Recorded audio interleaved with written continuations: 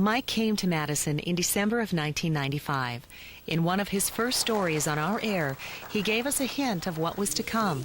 The report, a story of courage and hope, of responsibility and purpose. The African word Nia means purpose. And for these 10 boys, the purpose for tonight's graduation is to prepare themselves for manhood by shedding the negative energy around them. There's an old African proverb that says it takes an entire village to raise a child, meaning that it's all our responsibility, regardless of race or color, to train our children in the way that they should go. So tonight is just the beginning for these young lions, but it's one that they will never forget.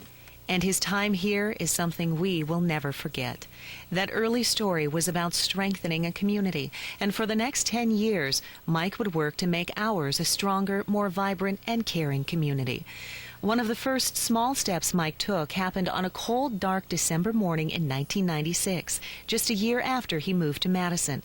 Mike said he remembered times when there wasn't a lot of food on the table when he was a child, and he wanted to make sure other children didn't have to look back on those same kinds of memories later in their lives. So he decided to conduct a food drive, and he told us about that first Share Your Holidays food drive in this 1996 story. Dark is a bit of an understatement at 5 a.m.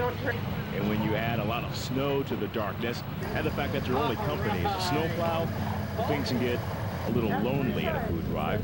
But all that changed exactly 1 minute after the drive officially began.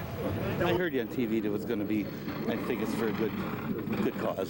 Does it make you feel better that you came out and made that donation today? Oh, yeah. And as the snow accumulated, so did a donation. People who braved the elements. Come around and not stop. For other people, they will probably never meet. Thank you. All with a smile and a friendly wave.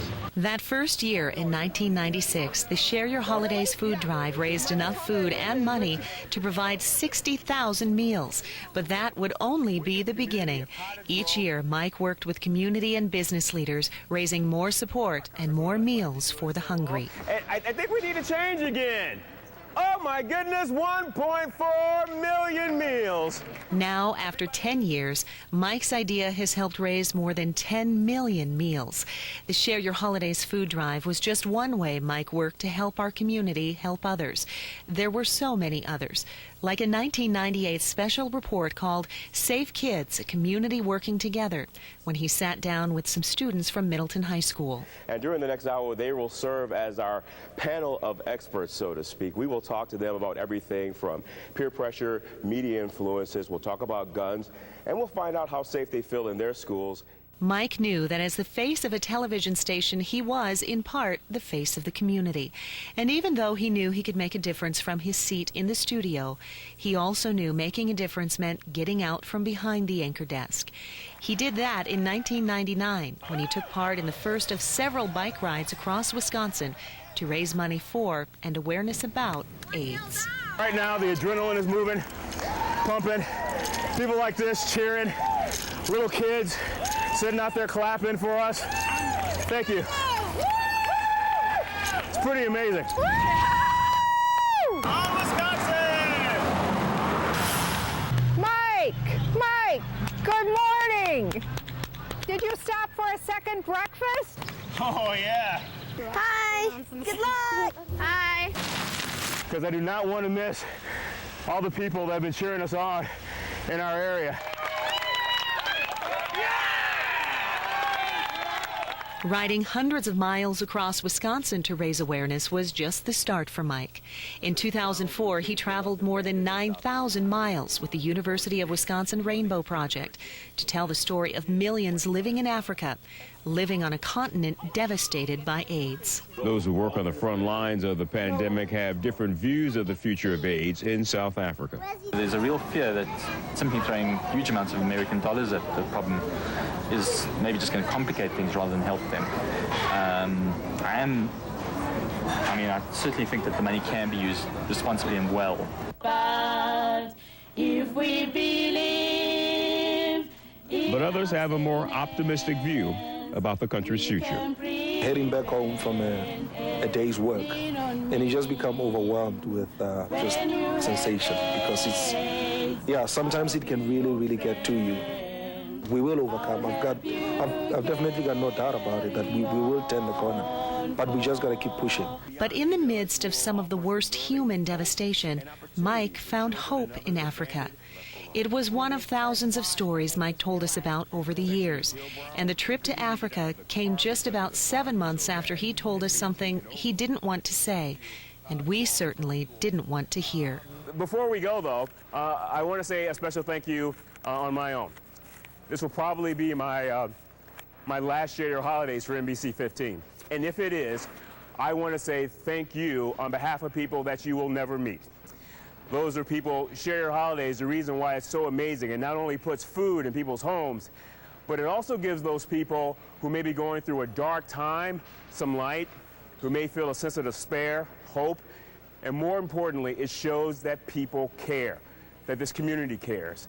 And that's what Share Your Holidays is all about. So on behalf of all of those people, from this one person, thank you for making a small idea such a great event. That was in December of 2003. Mike had lost a lot of weight during the previous year and continued losing weight afterwards. Then in July of 2004, Mike reported what may have been the most difficult story of his life. The last few months I've received numerous emails and questions about my health, and they've been greatly appreciated. I've tried to keep a private life even though my profession is so public.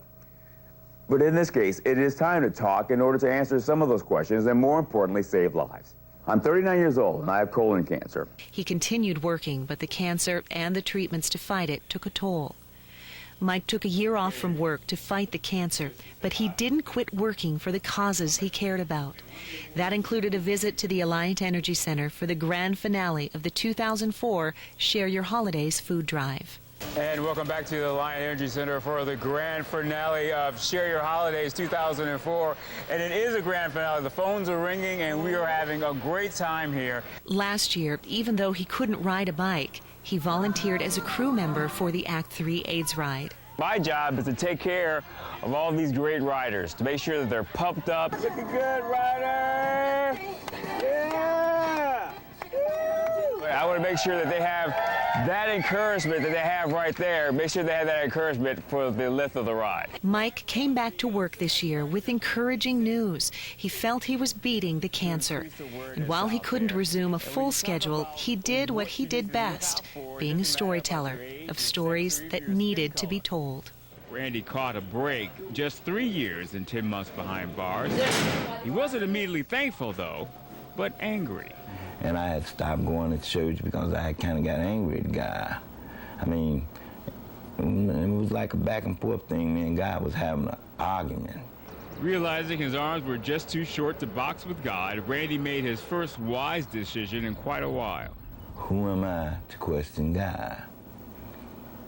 You know, and then it was like a heavy burden had been lifted off of me. Mike's unshakable faith in God helped him fight a battle doctors thought might have ended a long time ago.